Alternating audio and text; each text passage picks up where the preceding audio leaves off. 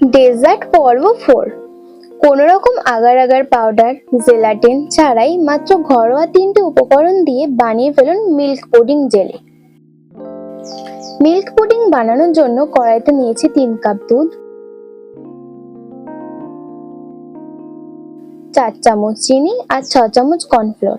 সব উপকরণ ভালোভাবে মিশিয়ে নেব। এবার স্লো টু মিডিয়াম ফ্লেমে মিশ্রণটা রান্না করে নেব। সব উপকরণ কিন্তু গ্যাস অন করার আগে মিশিয়ে নিতে হবে। মিশ্রণটি কিন্তু অনবরত নাড়তে হবে, তা না হলে মিশ্রণটি নিচে লেগে যাওয়ার সম্ভাবনা থাকবে। মিশ্রণটি গাঢ় হয়ে আসা অবধি রান্না করতে হবে। তোমরা দেখতেই পাচ্ছ মিশ্রণটি গাঢ় হয়ে এসেছে। এবার নামিয়ে নেব। যে পাত্রে মিশ্রণটি সেট করব সেই পাত্রে মিশ্রণটি ঢেলে নেব। আমি এরকম ধরনের গোল বাটি ব্যবহার করেছি, তোমরা তোমাদের ইচ্ছা মতো পাত্র ব্যবহার করতে পারো। ঠিক আমি যে পরিমাণে বলেছি সেই পরিমাণ মতো পুডিং বানালে পুডিং একদম পারফেক্ট হবে। এবার মিশ্রণটি 10 থেকে 15 মিনিট মতো ফ্রিজে রেখে দেবো সেট হবার জন্য। ততক্ষণে রঙিন পুডিং বানিয়ে নেব।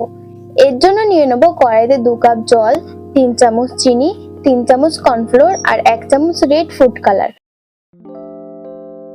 সব উপকরণ একসাথে মিশিয়ে নেব। এবার গ্যাস অন করে রান্না করব গাঢ় হয়ে আসা অবধি। মিশ্রণটা কিন্তু অনবরত নাড়তে হবে, তা না হলে নিচে লেগে যাবার সম্ভাবনা থাকবে। দেখো মিশ্রণটি অনেকটাই গাঢ় এসেছে। এবার নামিয়ে নেব। এবার এই মিশ্রণটি সাদা পুডিং এর উপর ঢেলে নেব।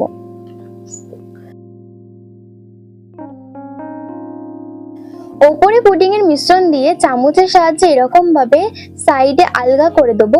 এর ফলে রঙিন মিশ্রণটি তলায় চলে যাবে আর পুডিংটি দেখতেও খুব সুন্দর হবে। এবার মিশ্রণটি 10 থেকে 15 মিনিট মতো ফ্রিজে রেখে দেবো। 10 থেকে 15 মিনিট পর দেখো কত সুন্দরভাবে পুডিংটা জমে গেছে। ছুরির সাহায্যে এরকম ভাবে চারিদিকে কেটে নেব। এবার একটা পাত্রে পুডিংটা ডিমোল্ড করে নেব। তোমরা দেখতেই পাচ্ছ পুডিংটা কতটা সুন্দর জমেছে আর কালারটা কতটা সুন্দর লাগছে। আমি তোমাদের কেটে দেখাচ্ছি পুডিংটা কতটা নরম ও তুলতুলে হয়েছে।